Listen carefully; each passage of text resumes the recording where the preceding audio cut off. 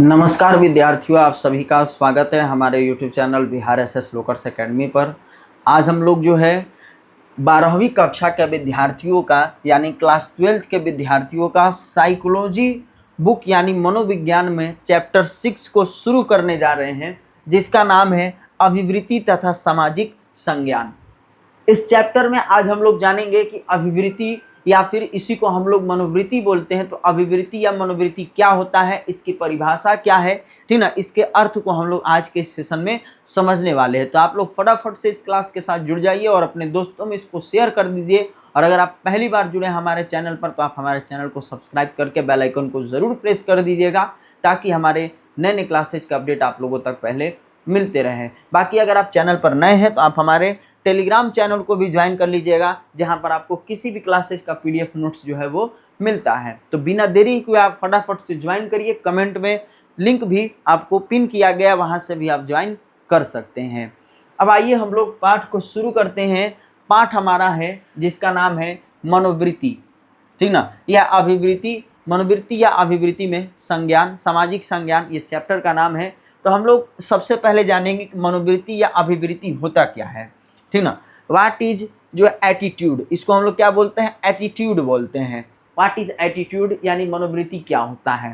तो देखिए बताया जा रहा है यहाँ पर कि एटीट्यूड जो होता है इसको हिंदी में रवैया या हम लोग व्यवहार कहते हैं, ठीक ना। बोलते हैं लोग कि तुम्हें एटीट्यूड आ गया है, ठीक।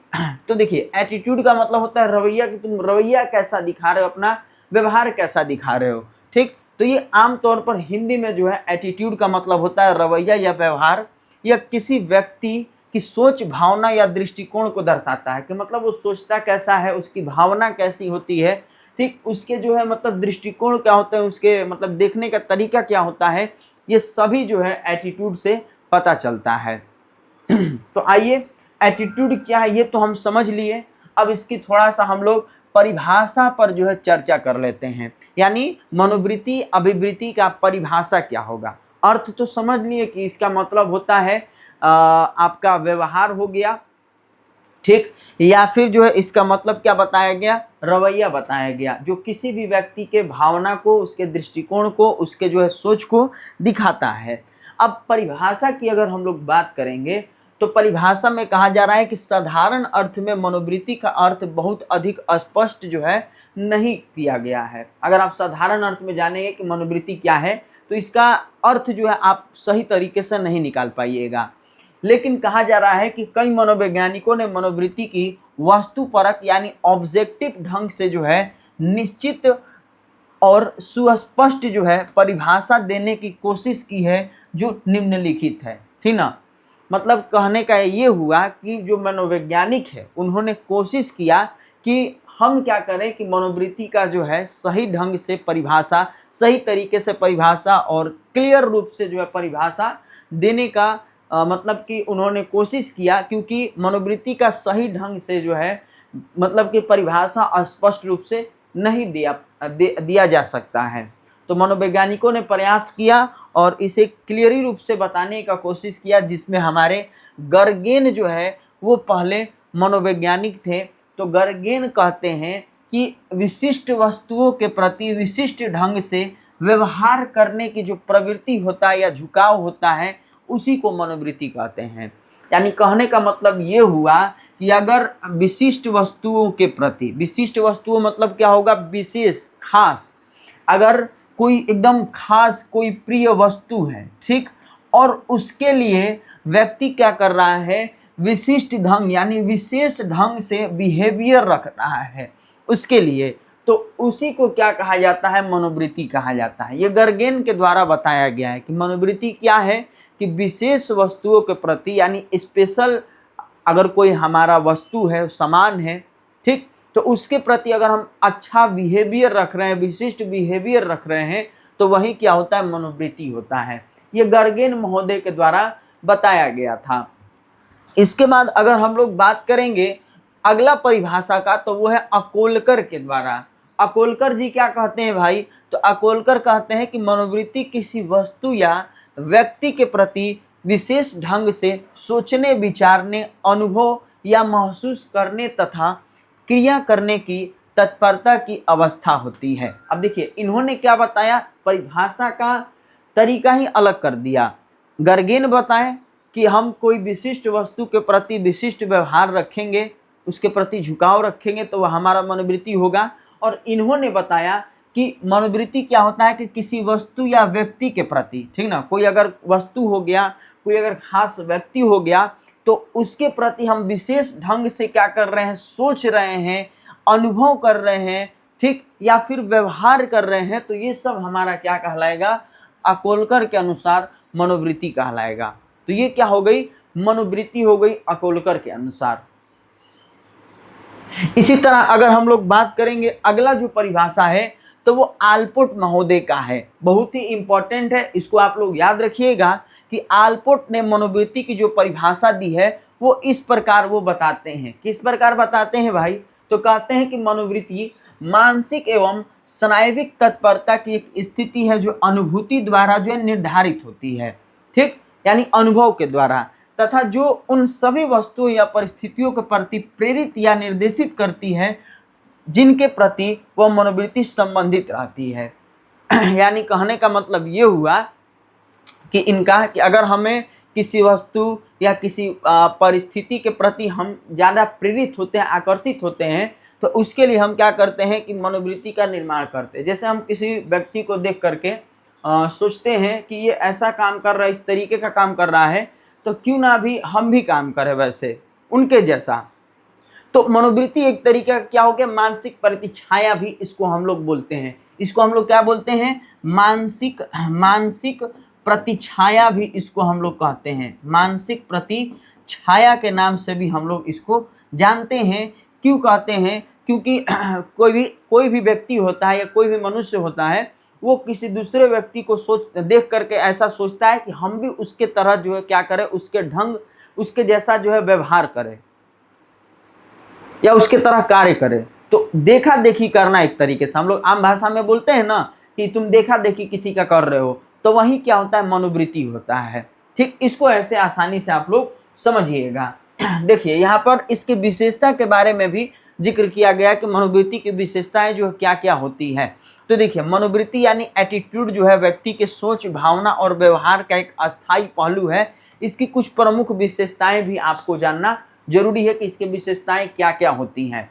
तो देखिए मनोवृत्ति की जो विशेषताएं होती हैं वो पहला बताया जा रहा है सकारात्मक या नकारात्मक, यानी दोनों तरीके का होगा, पॉजिटिव भी होगा और नेगेटिव भी होता है। ध्यान रखिएगा मनोवृत्ति की विशेषता कैसे होगी, पॉजिटिव और नेगेटिव, सकारात्मक और नकारात्मक दोनों होता है। कहा जा रहा है कि मनोवृत्ति सकारात्मक यानी उत्साह और आशा, या नकारात्मक निराशा और असहमति, ये दोनों तरीके का हो सकता है।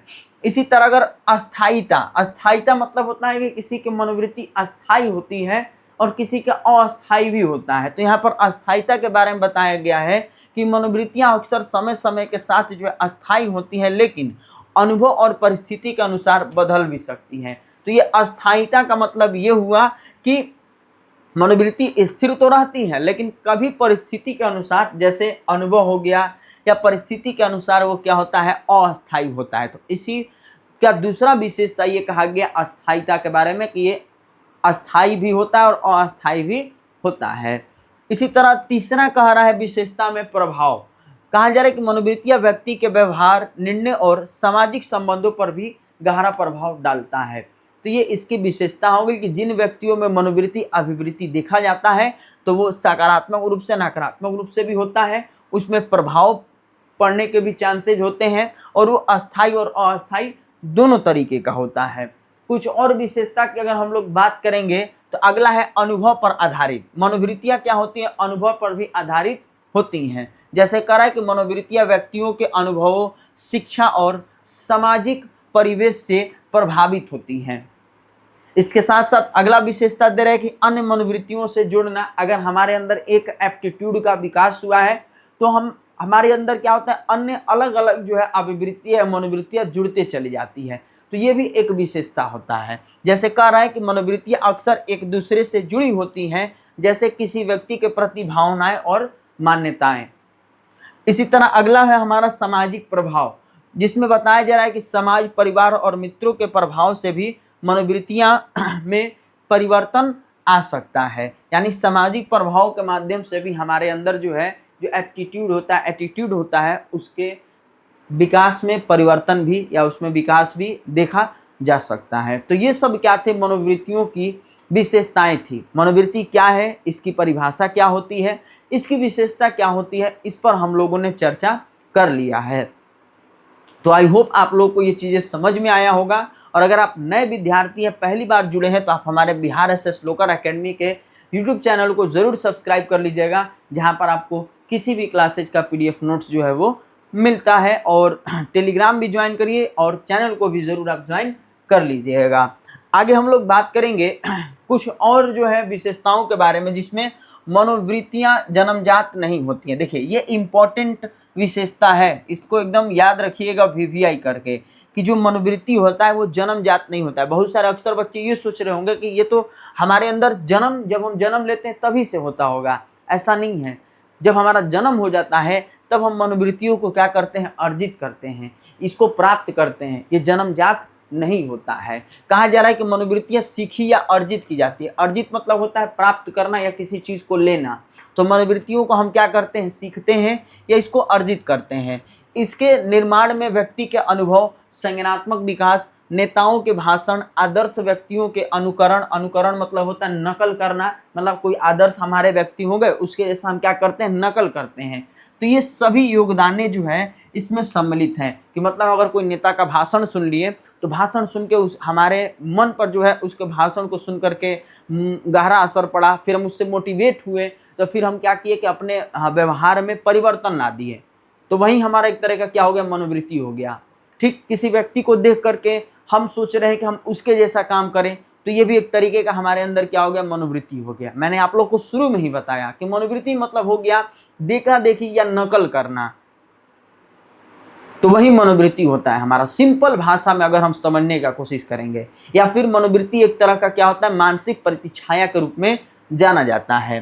ठीक, आगे कहा जा रहा है कि अतः मनोवृत्ति को हम क्या करते हैं, अर्जित करते हैं, इसको हम लोग प्राप्त करते हैं। तो ये बहुत बड़ी विशेषता है, ये याद रखिएगा, भूलिएगा मत आप लोग कि मनोवृत्ति को हम लोग क्या करते हैं, अर्जित करते हैं, इसको हम लोग प्राप्त करते हैं। इसके बाद जब हम लोग बात करेंगे कि मनोवृत्तियों का विकास एवं निर्माण कैसे होता है। अच्छा, सबसे मुख्य पॉइंट तो यही है, इसका हम विकास और निर्माण कैसे करेंगे। तो देखिए, मनोवृत्ति का जो विकास और निर्माण होता है वो 4 प्रमुख वर्गों में बांट करके इसको हम लोग करते हैं। पहला आपका क्या होता है, सामाजिक होता है। ठीक, सामाजिक वर्ग होता है। दूसरे की अगर हम लोग बात करेंगे तो दूसरा हमारा शिक्षा होता है। तीसरा अगर हम लोग बात करेंगे तो अनुभव होता है। और चौथा हमारा होता है मीडिया। ठीक, तो इन 4 आधारों पर हम लोग क्या करते हैं, अपने मनोवृत्ति का विकास करते हैं। जैसे समाज, सोशल, अब नाम से ही हमको पता चल रहा है कि हमारा जो समाज हो गया, हमारी जो कल्चर हो गई, जो हमारे मित्र हो गए, दोस्त हो गए, उनके प्रभाव में आकर के हमारी मनोवृत्तियों का क्या होता है, विकास होता है। तो ये मनोवृत्तियां भी समाज, संस्कृति और मित्रों, इनके प्रभाव में आकर के जो है ना, मनोवृत्तियों का जो विकास होता है उसके लिए महत्वपूर्ण माना गया है। जैसे हम मान लीजिए कि परिवार में रह रहे हैं, परिवार के सदस्यों को देखते हैं, परिवार के सदस्य हमें जो बताते हैं कि बाबू तुमको ये करना है, ऐसे तुमको पढ़ना है, मेरे जैसा मतलब कि बनना है, या फिर बहुत सारे इस तरह के हम कार्यों को देखते हैं, या फिर हमसे कुछ बताया जाता है तो उसको हम सीखते हैं। तो वो एक क्या होता है, हमारा मनोवृत्ति ही होता है। ऐसे ही हम अपने मित्र दोस्तों को देखते हैं, मित्र दोस्तों के साथ रहते हैं, तो वहाँ पर जो है उनके तरह के जो व्यवहार हो गए, उनके व्यवहार, उसको देख करके हम सीखते हैं। इसी तरह कल्चर को हम अपना देख करके कल्चर को अपनाते हैं। तो ये सब हमारे क्या हो गए, सोशल यानी सामाजिक कार्य हो गए। इनको देख करके, जान करके हम क्या करते हैं, अपने अंदर मनोवृत्ति का विकास या निर्माण करते हैं। इसी तरह दूसरा हमारा एजुकेशन होता है या एजुकेशनल होता है, जिसको हम लोग शिक्षा बोलते हैं। तो कहा जा रहा है कि औपचारिक और अनौपचारिक शिक्षा से भी हम मनोवृत्तियों का जो है निर्माण करते हैं। जैसे स्कूल में हम शिक्षा प्राप्त करते हैं, परिवार में रहते हैं, समाज में जो हमें जानकारियाँ दी जाती है, तो उससे हम क्या करते हैं, अभिवृत्तियाँ बनाते हैं। उन सभी चीज़ों को सीख करके परिवार के सदस्य हमसे कह देंगे कि आप ये मत करो, ये यहाँ मत जाओ, ऐसे करो, वैसे मत करो। स्कूल में जो हमें पढ़ाया जाता है, सिखाया जाता है, उसको हम जानते हैं, समझते हैं, फिर बाहर निकल कर हम उस तरीके के जो है कार्यों को करते हैं। तो ये हमारा एजुकेशनल यानी शिक्षा भी हमारा क्या होगा, मनोवृत्ति के विकास में एक योगदान देता है। तो ये दूसरा हमारा जो मनोवृत्ति के विकास का क्या हो गया, एक वर्ग हो गया। इसी तरह तीसरा अगर हम लोग बात करेंगे अनुभव, जिसको एक्सपीरियंस बोलते हैं, कहा जा रहा है कि व्यक्तिगत अनुभव और घटनाएं मनोवृत्तियों को आकार देती है। सकारात्मक या नकारात्मक अनुभव व्यक्ति की सोच और भावना पर जो है प्रभाव डालता है। यानी हमारा जो अगर सकारात्मक, पॉजिटिव और निगेटिव जो है अनुभव हो गया, वो भी हमारे पर क्या करता है, व्यवहार, हमारे जो है व्यवहार में, हमारे जो है अंदर मनोवृत्तियों को क्या करता है, जन्म देता है। तो अनुभव भी जो है एक क्या हो गया, मनोवृत्ति को जन्म देने का, उसके निर्माण या विकास करने का एक कारक हो गया या एक वर्ग हो गया। और चौथा जो आखिरी हमारा मनोवृत्ति के विकास करने का वर्ग है, वो है मीडिया। ठीक, मीडिया जैसे कि कहने का मतलब ये हुआ कि हम फ़ोन यूज़ कर रहे हैं, टेलीविज़न चला रहे हैं, इंटरनेट, ये सब हम लोग यूज़ कर रहे हैं, समाचार पत्र का प्रयोग कर रहे हैं। तो ये सभी में हम जो भी सूचनाओं को देखते हैं या जो भी जानकारियाँ देखते हैं, उससे हमारे अंदर क्या होती है, मनोवृत्तियाँ जन्म लेती है। यानी उसको देख करके हम अपने अंदर उस तरह का छवि बनाने का कोशिश करते हैं। तो वही कह रहा है कि टेलीविज़न, इंटरनेट, समाचार पत्र आदि जैसे मीडिया स्रोत मनोवृत्तियों को आकार देने में भूमिका निभाती है, और मीडिया में दिखाई गई छवियाँ और संदेश व्यक्ति की सोच को प्रभावित कर सकती है। तो ये सभी हमारे क्या थे, मनोवृत्ति के जन्म देने या उसके निर्माण या विकास के क्या थे, वर्ग थे, जो 4 तरीके होते हैं। एक आपका मीडिया हो गया, सामाजिक हो गया, अनुभव हो गया, और फिर एक आपका चौथा नंबर क्या था भाई, चौथा नंबर था आपका शिक्षा, एजुकेशन। यानी 4 तरह का था। सामाजिक, याद रखिएगा, सामाजिक हो गया, ठीक, शिक्षा हो गया आपका, शिक्षा हो गया। उसके बाद अगर हम बात करेंगे सामाजिक शिक्षा के बाद अनुभव, अनुभव हो गया एक आपका, सामाजिक हो गया, शिक्षा हो गया, अनुभव हो गया, और एक आपका मीडिया हो गया, मीडिया। तो ये 4 तरह के जो क्या थे, मनोवृत्ति के विकास के कह सकते हैं वर्ग थे। तो ये हमारा जो है आज का क्लास था। इस क्लास में हम लोगों ने देखा कि मनोवृत्ति क्या होता है, इसके परिभाषाएं क्या है, और इसके निर्माण और विकास के कौन कौन से वर्ग थे, उसको हम लोगों ने पढ़ा। तो आज के सेशन से आप लोगों का जुड़ने के लिए तहे दिल से धन्यवाद, और ऐसे ही आप रेगुलर हमारे क्लास के साथ जुड़िए। बाकी आप लोगों को ये क्लास कैसा लगा कमेंट में ज़रूर बताइएगा, और मिलते हैं हम लोग अगले क्लास में। तब तक के लिए आप लोग स्वस्थ रहिए, मस्त रहिए, और अपनी तैयारी अच्छे से करते रहिए। धन्यवाद।